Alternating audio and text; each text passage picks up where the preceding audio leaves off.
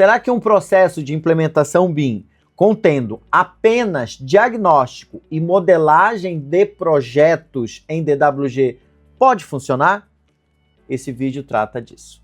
Vamos discutir, vamos conversar. Oi, eu sou o David. Bem, dando continuidade às várias tipologias de implementação BIM, vamos agora falar sobre um processo de implementação BIM que, embora eu não considere, alguns colegas consideram, tá bom? Então nós estamos falando de diagnóstico e modelagem de projetos, tudo bem? Bom, como é este processo? Qual técnica é esse processo? Bom, veja bem, depois do trabalho do diagnóstico, a empresa entende, às vezes orientado pelo consultor BIM, de que ela deveria ir mais lenta. E nesse processo de mais lento, mais justificando uma análise mais cuidadosa, sem pressa, como se na construção civil não houvesse pressa. Sim, já comecei minhas alfinetadas ao método. E ele decide manter as contratações, embora de certa forma está correto, porque não houve a produção de infraestrutura, mas ele já quer entender os resultados. Então, o que acontece? O consultor ou a empresa mesmo decide que o consultor aconselha e a empresa toma a decisão de manter uma contratação em DWG juntamente com a modelagem deste projeto. Em outras palavras, o projetista vai entregar os projetos e esses projetos serão modelados. Só que não houve um planejamento, não foi construída uma infraestrutura BIM para que aquele modelo, para que aquele projeto se transformasse no modelo BIM. Então, esse processo foi sendo feito ao longo do caminho, à medida que o projetista ia produzindo os seus trabalhos, né? A equipe, uma outra equipe externa, na maioria das vezes, porque a interna não recebeu nenhum tipo de treinamento. Lembre-se, esse método o consultor fez o diagnóstico e seguiu para modelagem de projetos, tá legal? Bom, então uma empresa externa fez o processo de modelagem, de refazer o projeto em BIM, utilizando uma ferramenta BIM. Beleza? Bom, vamos analisar alguns aspectos desse método, tá? Ele tem sim seu valor, tá bom? Eu acredito que concordo com alguns colegas quando a gente discute assunto. Por quê? Porque a coisa vai mais lenta e aí se vê os resultados da modelagem. No entanto, como não houve toda uma preparação antes, não houve por exemplo, a simples construção de uma folha de impressão dentro da ferramenta BIM. Então, a empresa que foi contratada, ela precisa construir algumas famílias, como, por exemplo, a família de pranchas de impressão.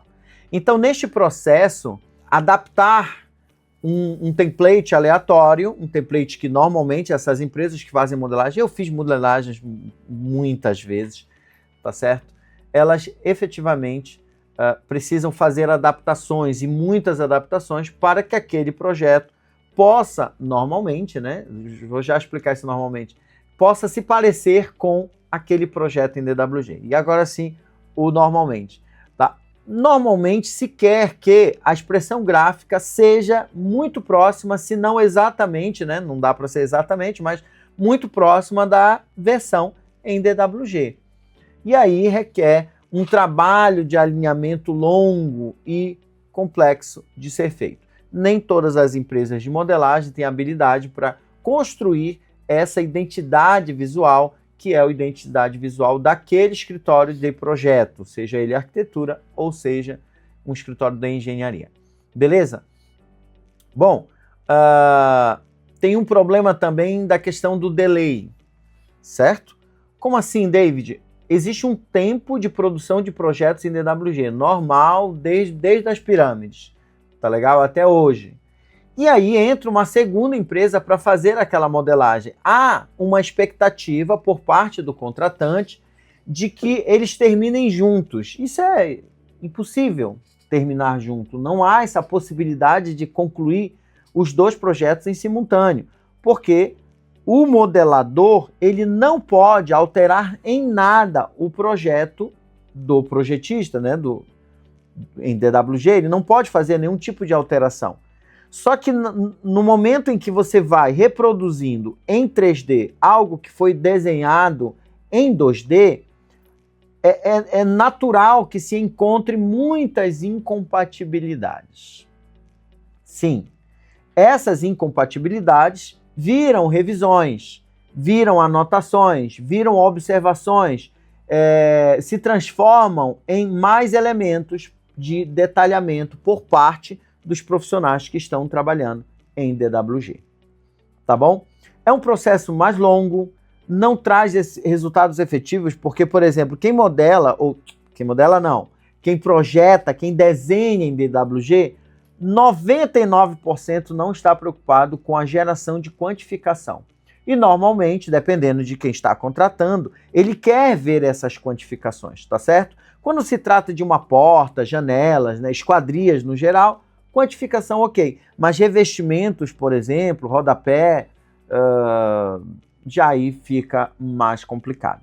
Então, se essa empresa, ao querer adotar o conceito BIM, espera alcançar resultados de quantificação, por exemplo, esse processo sem uma infraestrutura BIM é um processo que pode dar muito errado, ou na verdade não vai dar tão errado assim, porque as expectativas em cima dele devem ser pequenas, né? Você não pode esperar ter o BIM a partir de um processo como esse, tá legal? Considerando o BIM que eu faço, vamos esclarecer isso, eu acho que eu já falei no outro vídeo. Eu chamo o meu BIM de BIM raiz. É aquele projeto que tem total infraestrutura, total resultado para o projeto executivo. Ao mesmo tempo que ele tem total resolução, total construção para atender às necessidades do orçamento da obra ou dos orçamentistas de projeto executivo.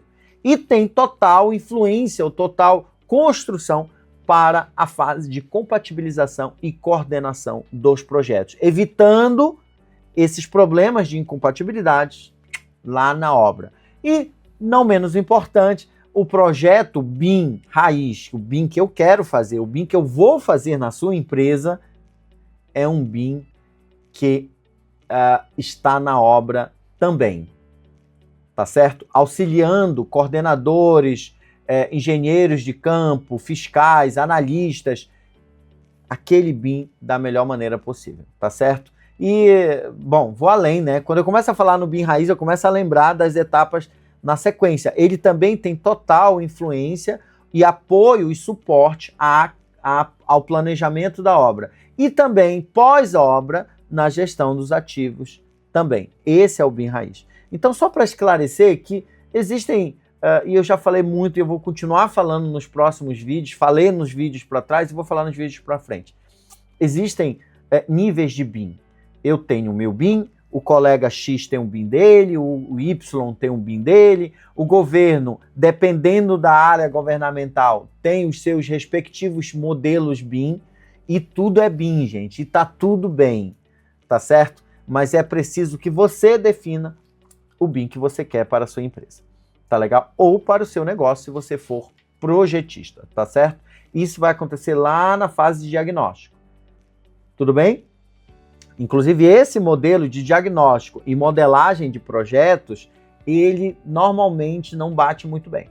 Quando o diagnóstico vier, se bem feito, ele provavelmente, né, na minha opinião, no meu método de trabalho, ele não vai aconselhar isso porque não é um método adequado. É necessário haver um BIM, ou é necessário haver uma infraestrutura BIM.